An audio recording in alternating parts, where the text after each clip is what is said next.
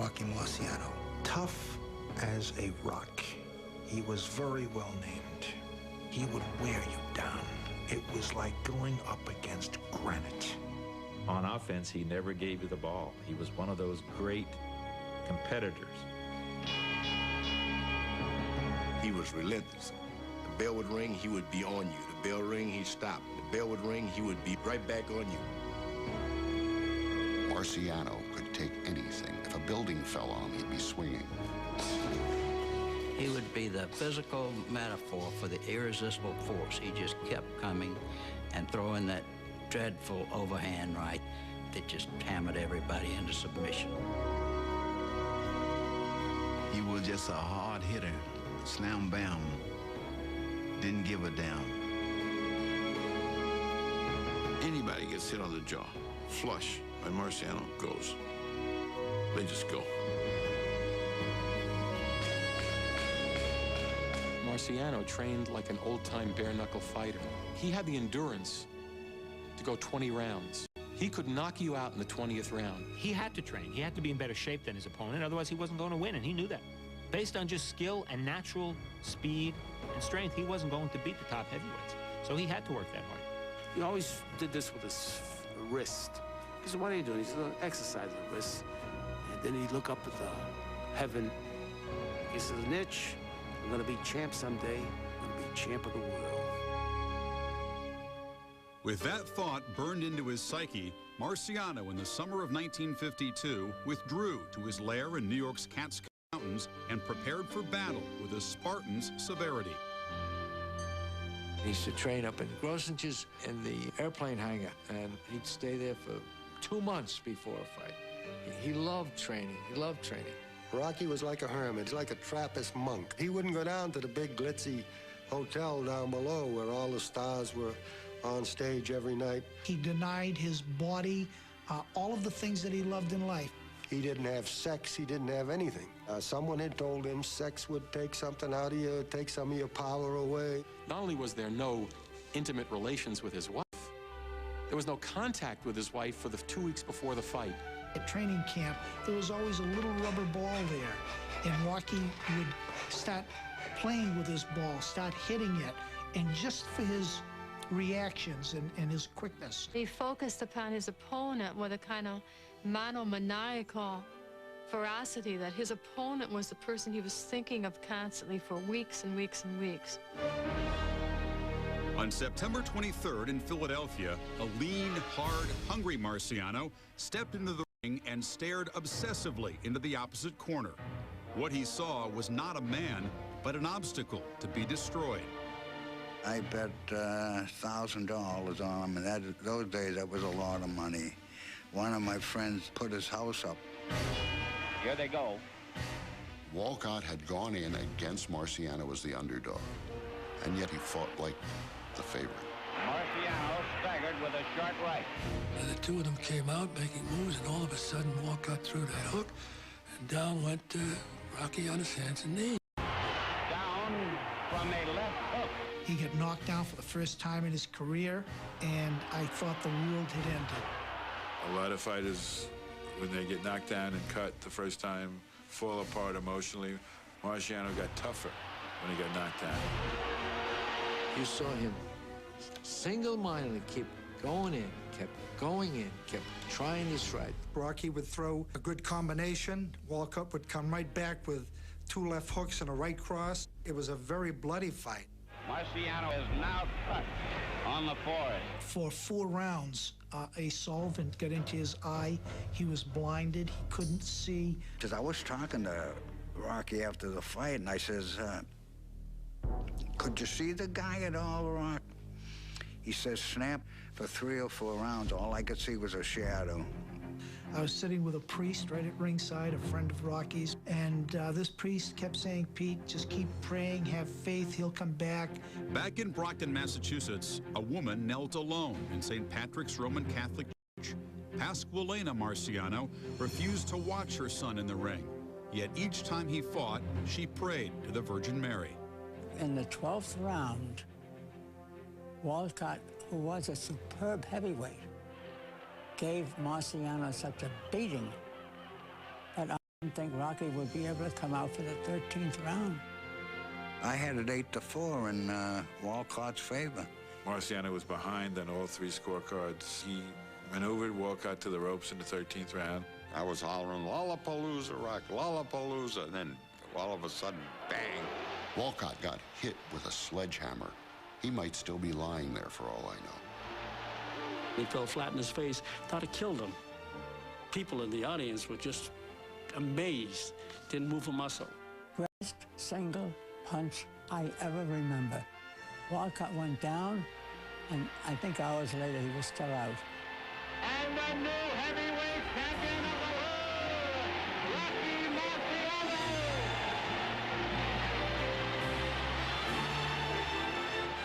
Well, last night I fought a real true champion in Jersey Joe Walcott.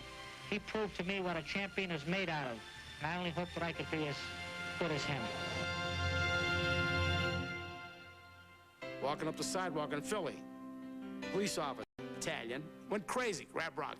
He was crying, too. He made a signal. Another cop, 150 yards up, he picked it up. Another Italian. He grabbed Rocky, hugging and kissing. What people loved about Marciano is what they love about most athletes. How he was willing to walk through the fire to get to his goal. He didn't have the style of a ballerina, but he won. Marciano was very much of the 50s. He took a good deal of punishment of a kind that we don't see boxers taking mostly today. The fiercest, most determined, and relentless fighter that ever lived. He was a fighter that had no concept of losing. He was a fighter who gave you every ounce of energy he had every split second he was in the ring. Undefeated heavyweight champion of the world, Rocky Marciano! Marciano was the biggest thing in Brockton's history. Every time his car went down Main Street in Brockton, it would be stopped by the crowds of people that came around. Tens and tens of thousands. Going down Pleasant Street, Brockton, going down Main Street, Brockton, down Brook Street to Eggers Playground. And the kids just clamored to get near him, to touch him. They'd have their little cards that they wanted him to sign, and he seemed at times to be overwhelmed by the adulation that was given him. I mean, after all, he was just a poor kid. Yes, sir, and no, sir kind of a guy, and very mild-mannered. If you met him and you didn't know that he was the heavyweight champion of the world, you would never guess that he was a prize fighter. There was nothing glitzy about Rocky Marciano. At least in terms of image, he wasn't larger than life, as the heavyweight champion of the world has been so many times, and according to the American public, is supposed to be. The sports writers would ask him, Rocky, what round are you going to knock him out? He always said this, I hope to win. He never mentioned anything about a knockout, what round. He believed in getting things done and doing them and not going around bragging about it. He didn't brag about himself. He didn't make himself out to be a hero. You know, just a hard worker. Grew up that way. Born September 1st, 1923, Marciano grew up in an environment that was blue-collar, head to toe. Brockton was known as the shoe city. They produced the largest amount of shoes of any place in the country. Dad worked in a shoe shop. He worked on a machine called a number 5 machine. And in the summertime, it would be a sweat box. It would be horrible. He'd come home smelling of shoe leather, and Rocky never wanted to be in that. And his father always told him not to. Dad was a dominating person, but my mom was a little bit louder. Oh, she was the boss all the way. She would holler at him, and he would pay attention, too. My mother didn't want any part of boxing. She used to tell Rocky, why don't you get into music? Or why don't you become a dancer? And of course, Rocky would look at her and laugh and say, Mom, I can't sing and I can't dance. He thought his future was going to be in sports. No, he didn't think it was going to be in boxing. All his life, he idolized baseball players. He played for a parochial team, St. Patrick's, and Father Jeremiah Minahan was the boss. He says, Rocco, why don't you give somebody else a break? Chief, Father, he says, I have to get my wax. And he's been up there at least an hour. And he would just stay in that playground, and they would pitch to him all day long. His greatest hero was Joe DiMaggio. And of course, he loved Ted Williams. He always wanted to follow their footsteps and become a great baseball player. He just loved athletics. He was always known as the toughest guy. He just never messed with Rocky Marciano. One guy owed Rocky some money, and Rocky went up and broke his jaw. Tipped him upside down, took whatever he had. Rocky quit high school at 16 and worked as a laborer until he was drafted into the Army in 1943. After the war, his big league dreams ended when he failed to try out with the Cubs. Marciano then heeded the advice of his childhood friend and running mate, Allie Colombo. Many times, Allie and Rocky would come down our street. They ran tremendously long distances. And I often looked at Rocky's sneakers. They were worn so almost threadbare. They decided that they were going to embark on a professional boxing career. They were going to look for a manager. After driving to New York City in the spring of 1948, Rocky and Allie hoped to convince noted promoter and matchmaker Al Weil to jumpstart Marciano's career. Al Weil could really move a fighter if the fighter was good. Of course, Al Weil at that time said, "What do you have to offer?" Up until then, he was a rough and ready puncher, and his style hadn't been given the finesse that was needed for a real boxing champion. He was just over 5'10". He was maybe about 185 pounds. He had a 67-inch reach. This was amazingly short for a heavyweight. The critics were saying, he hasn't got it. He hasn't got it. He's too clumsy. Well, the only other person I knew that was that clumsy when he started out, and forever for that matter, was Rocky Graziano. Both of them, their footwork was terrible. 2 left feet, stoop-shouldered and balding, and God, he could punch. And he could take a punch in a heavyweight division. That might take you the whole way. Weil agreed to arrange some fights for Marciano in Providence, but first he insisted that Rocky take a lesson or two in this sweet science. Rocky was so raw at the start that his trainer, Charlie Goldman, did a legendary thing, actually tied string to Rocky's feet so that Rocky could keep his balance. This was a guy who didn't even know the most basic footwork. Goldman did teach Marciano a lot in a short period of time about shortening up his punches, being able to punch with both hands, not just his right. When he turned pro under the direction of Al Weil, he was almost 25 years of age. That, for a fighter at that time, was ancient. He had every strike against him, except a willingness to learn and to train like nobody's business. He did things that were unbelievable. 1-round knockout, 2-round knockouts, 3-round knockouts. We had a whole bunch of Italian boys from Federal Hill. Marciano would throw the punch, and as he's going down, the boys from Federal Hill holler out, "Timber!" I told him in the dressing room, "You're going to be champ someday." Because I never had seen a right hand like his, you know? Rocky was the coolest cucumber in the dressing room. He'd go to sleep. He had this great ability to take a nap no matter what was happening. I used to say, how you going, Rock? Tired, tired. I used to see fighters in the dressing room. Some would be reading the Bible, others would be walking up and down, nervous. How the hell he could sleep, I don't know. Rocky Marciano took a clean shot at an average person's chin and hit him hard enough, he could decapitate him. That's the legend of Rocky Marciano, that he could take a man's head off with a single punch. Despite knocking out 22 of his first 24 opponents, Marciano didn't recognize the extent of his powerful punch until he met undefeated 6'4" Carmine Vingo in December of 1949. That was his first main event in Madison Square Garden. And Carmine Vingo was doing extremely well with him. Vingo was giving and getting with Rocky on equal terms. And then in the 4th round, Rocky broke through, knocked Vingo down. Vingo was finally counted out, and he was hurt badly. He was taken to the hospital.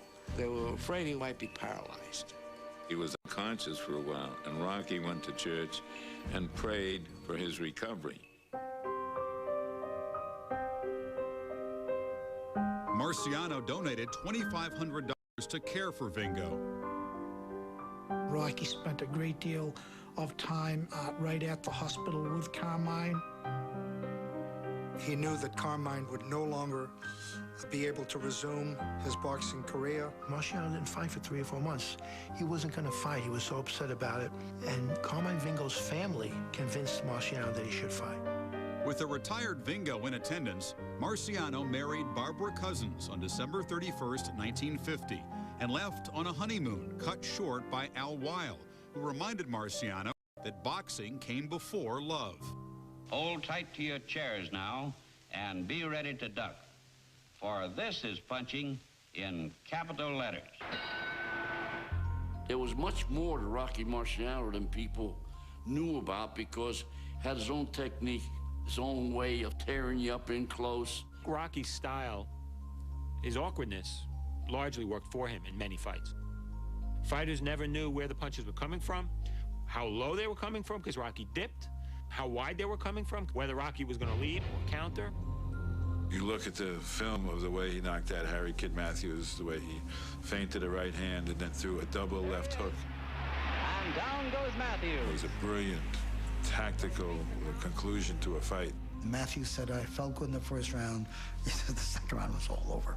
He says, my God, could he punch. On October 26, 1951, Marciano was matched against an over-the-hill 37-year-old ex-champ he once idolized. Brockton Arena had amateur boxing. Joe Louis was going to be the referee.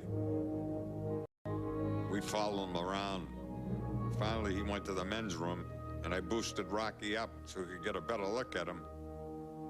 When he come out, he spotted us. He threw us a $50 apiece. Joe Louis himself had to talk Rocky into accepting the fight because at that time he was having tax trouble. He needed this fight, and Rocky knew that. But Rocky needed this fight, too, for a stepping stone. It seems part of heavyweight history that the mantle has to be passed. Al Weil saw that if Rocky could beat Louis, the public would buy Rocky as the next champion to be. I remember looking up at Rocky and I said, Rocky, you're going to be fighting Joe Louis. How do you think you're going to be doing against him? And he cut me short and he said, don't you ever question my ability. I will beat Joe Louis and I will beat any fighter that I ever fight. Marciano just did what he had to do with an old Joe Louis. He overwhelmed him, he wore him down. He didn't allow him the space to use his experience. He knocked Joe Louis clear out of the ropes. And Joe is a helpless figure. He looks like one of those bums he used to knock out. The working press try to help Joe back off the ring apron. You can see Ray Robinson running down the aisle to try to hug Joe Louis to see if he was all right. Afterwards, you know, you could almost feel all the kind of the power draining out of Marciano. There was almost the sense of him saying, I'm sorry, Joe. It was a very, very tough moment for America. Not just Rocky Marciano, but this was the most beloved ring champion in history. It was one of those situations where he was probably despised for winning a fight. His first real big paycheck came against Joe Louis, of all people. After that fight, Rocky went up to Dad and told him, you work your last day in the shoe shop. Marciano's father, Pierino, became a regular at training camp, where he ran afoul of Al Weil. My dad was a great cook, in fact, and used to make some specialty things, lentil soup, and certain little things that Rocky enjoyed. Al Weil went in the kitchen and yelled at my dad. He said, Pop, you know, we didn't hire you to be the chef. Rocky walked into the kitchen. He said, don't you ever talk to my dad like that again. Don't butt in. This was not the first nor the last conflict between Marciano and his manager. Money and control were the real issues beneath their rancor. Al Weil many a times would take an extra 100 tickets from the promoter and go out and sell them before the fight and pocket the money.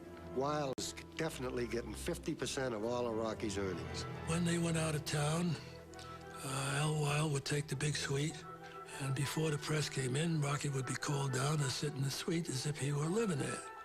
And if he didn't like something that Rocky had done or said, Weil would haul off and slap him hard right across the face. Marciano's fury was saved for the ring. After winning the title from Walcott on that surprise punch in the 13th round in 1952, Rocky removed any doubts of his legitimacy when he dispatched Jersey Joe in the first round of their rematch 8 months later. At the height of his championship days, the U.S. testing company was contracted to test the power in Marciano's punch. They have him punch into a machine, and they're testing the strength of his punches. They later came out with a report that said the energy of Marciano's punch was equivalent to an armor-piercing shell. Marciano's reputation as a savage puncher only grew in his 6 title defenses. Particularly gruesome was the beating he gave Roland Lastarza. After nearly losing to Lastarza in a split decision before he was champion, Marciano pounded him mercilessly in their 1953 rematch. Lastarza was one of the more better-looking people, but after that fight, he wasn't as good-looking. Rocky took the approach, I'm just going to hit him and hit him and hit him and break him down. Rocky just chopped him up. He would hit Roland on the arms and break his blood vessels. Marciano held him up in the 3rd round, held him up in the 6th round, held him up in the 8th round. He demolished him. And Marciano was sorry later. He said, gee, did I hurt him? I said, I guess you did.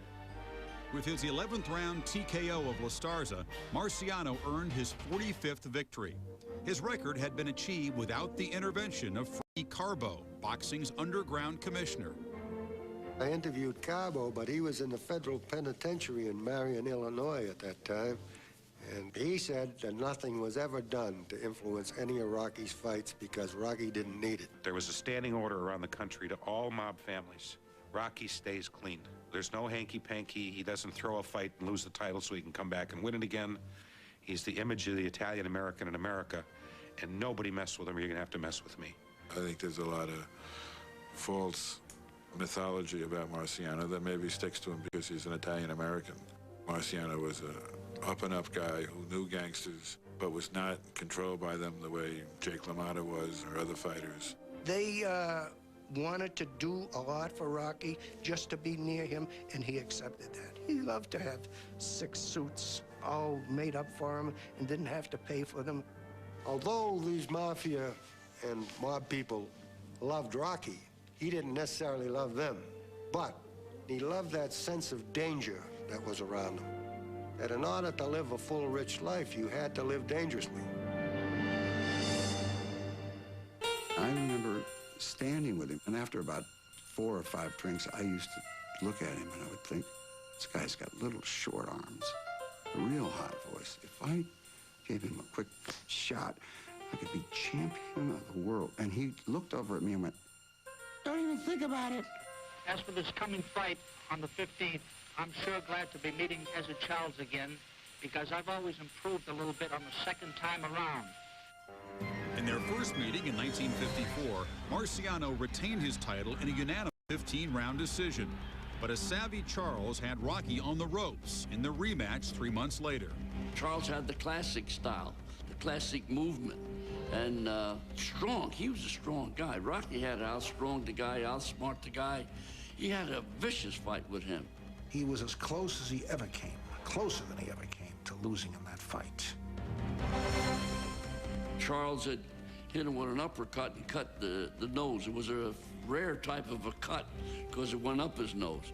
Marciano's nose has been split into 2 ribbons of flesh, and his handlers have covered it with a Pinocchio-like bandage. It looked like someone had taken scissors, and there's this big gaping hole, and the blood is pouring down. And when Rocky came back to the corner, everyone was sure the fight would be stopped. They said, Rocky, you're going to lose this fight if you don't knock him out. The referee is watching the cut very badly, got a bad cut, and that put an additional fire under him. His face looked like it was a bleeding piece of meat, but he soldiered on. Rocky said, please, give me one more chance. It's not bothering me at all. For whatever reason, the doctor gave Rocky one more round, probably because he was the defending heavyweight champion.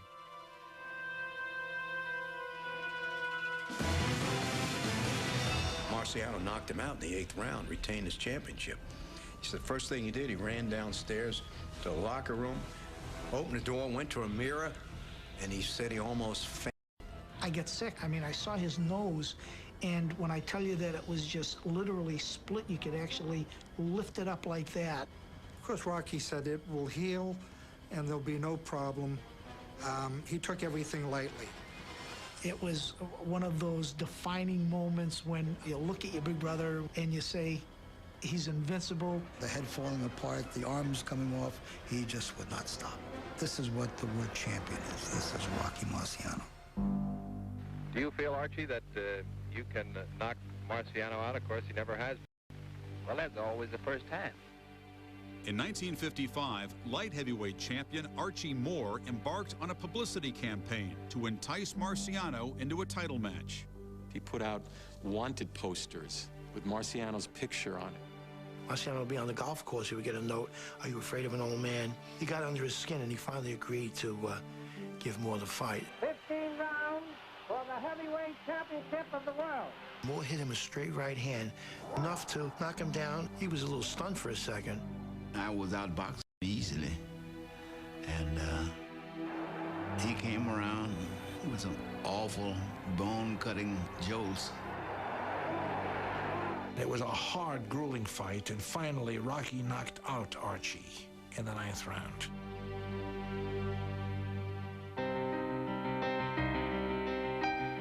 Seven months later, Marciano came to a life-altering decision.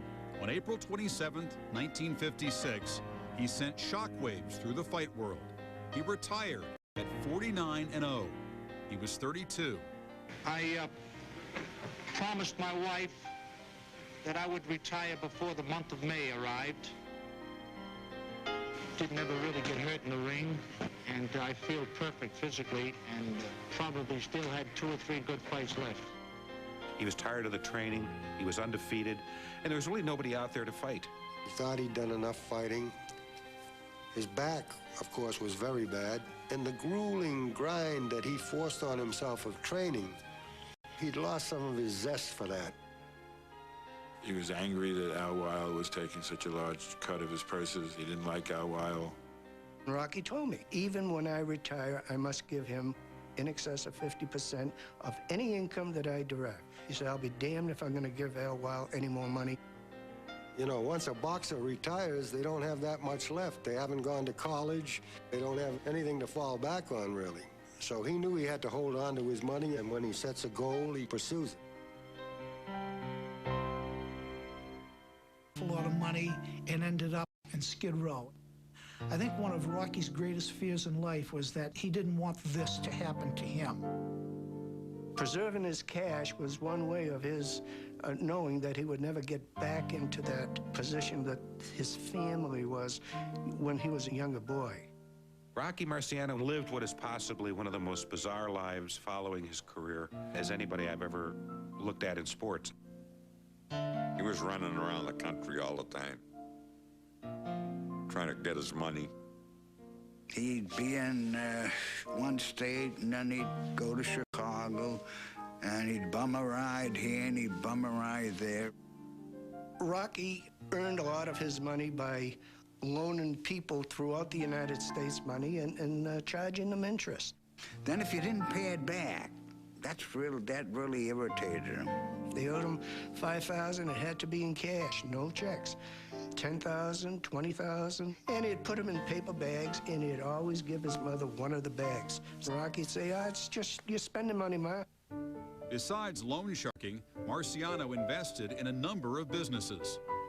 He bought several restaurants. He got into the tomato business, into the potato business. Like them tomatoes made him money. Couldn't even can them, nothing to can.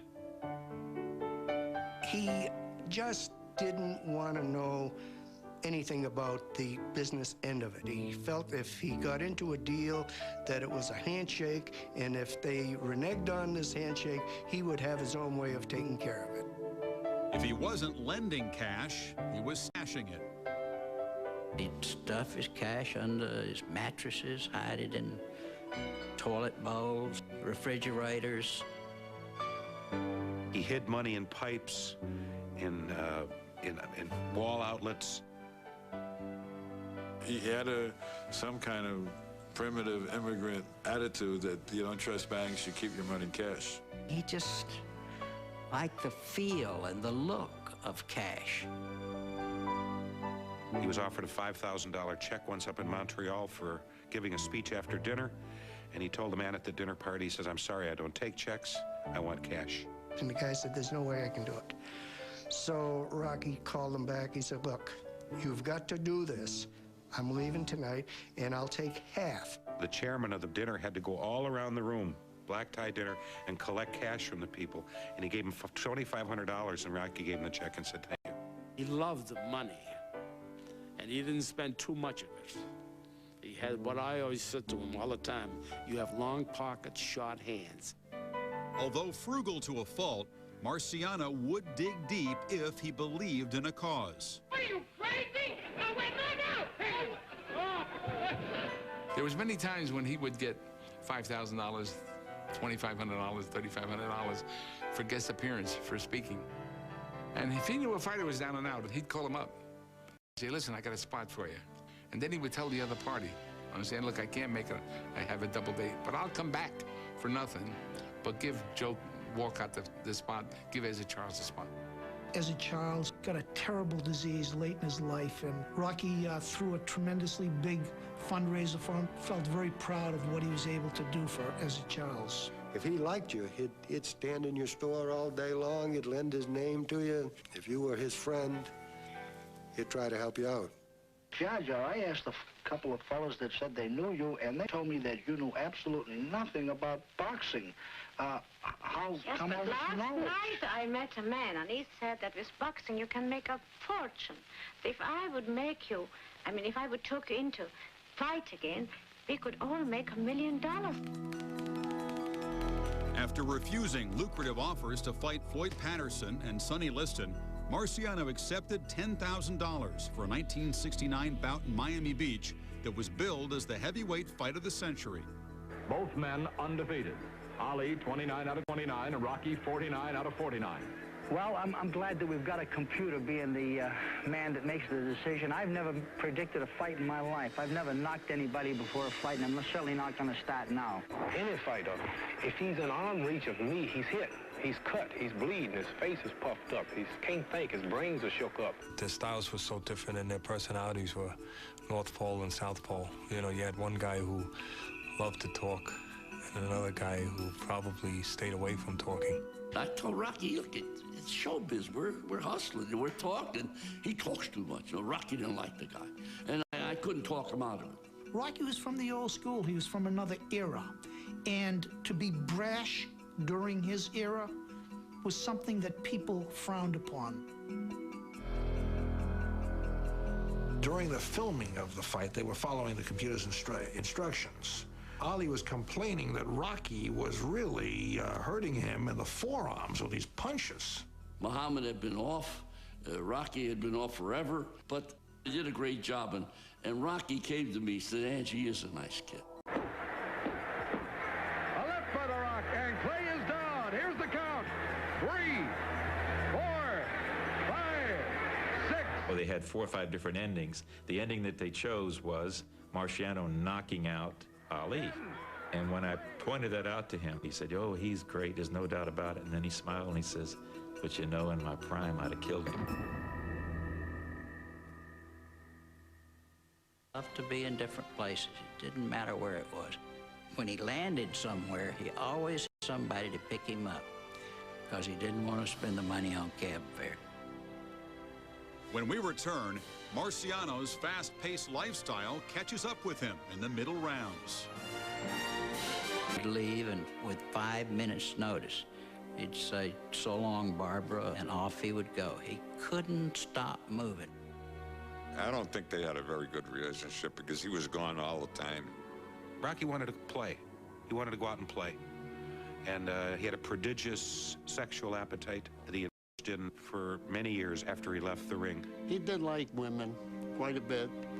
And whenever he got some favors done to him while we were on the road, he'd accept them graciously. If he weren't a womanizer, he'd certainly be alone among legendary heavyweight champions. I have my doubts as to exactly what what he was looking and searching for. I don't honestly know what it was that drove him. He liked danger and courage. Those were two things that were very important to him. One day we were driving, and I said, Rocky, you went past the stop. And he says, oh, okay. So he whips the car around. It was on a 4-lane highway, and goes back through the oncoming traffic, weaving in and out. And naturally, I've got my head down between my legs, and I'm dying. There were times when I think he thought that he was infallible. He was in a couple of near plane crashes, and it just didn't faze him. In late August of 1969, Marciano agreed to do a last-minute favor for a friend. His original plans were to be home with his family for his birthday. Last minute, a friend of his asked him to travel to Des Moines, Iowa. There was a fundraiser for like a youth program in that Iowa area. And he said to me, I got to make one stop first, in Drake Hotel. He said, kid, could you drive me? So I drove him over there, and that was the last I heard of Rocky Marciano. He would fly in any kind of weather. He absolutely disdained any danger of any form. He had that feeling of invincibility. He thought he was bulletproof, that nothing could hurt him.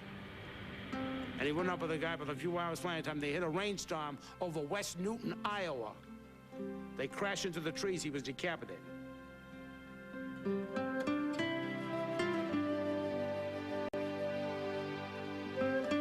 And I heard it on the radio, a bulletin that Rocky Marciano was killed. It was just kind of eerie. Oh, God. That's all I could say over and over. I immediately called my mother, who had a couple members of the family with her. She was screaming over the phone, "Figlio me, my son, my beautiful son." When I called home, my dad answered. There was a long pause, and finally I said, Daddy, are you all right? And he said, Peter, my God, he said, I thought I was getting a call from heaven. A few days after the residents of Brockton mourned their favorite son, Marciano was buried near his Fort Lauderdale home.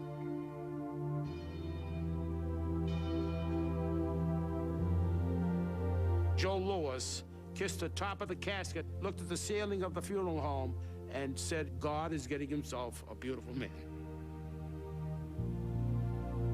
I met with Rocky, a week or so before, and I never saw him so happy.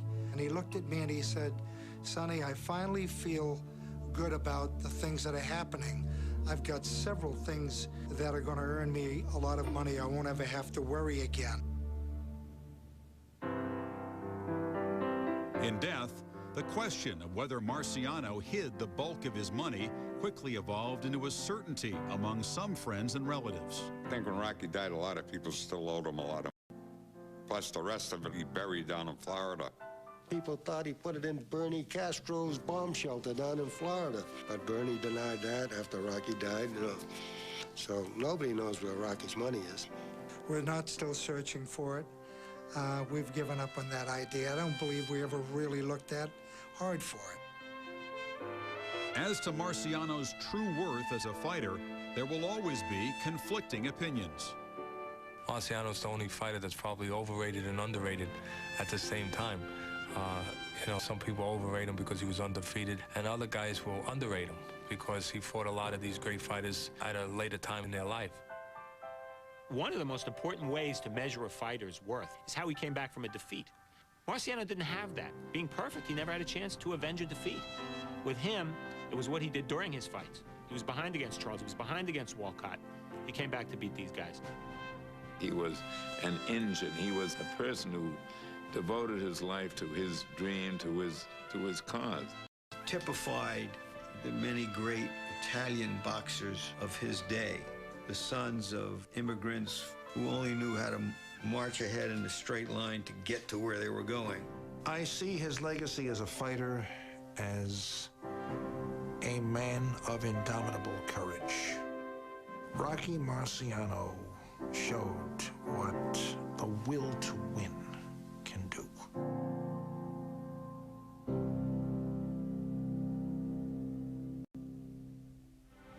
Why did Marciano not leave a will? Was the certainty of his own death too disturbing, or more likely, was he too busy living? Rocky proved his invincibility time and again. After clearing obstacles that stymie lesser men, he came to dominate a sport that compresses the essence of life to its purest form.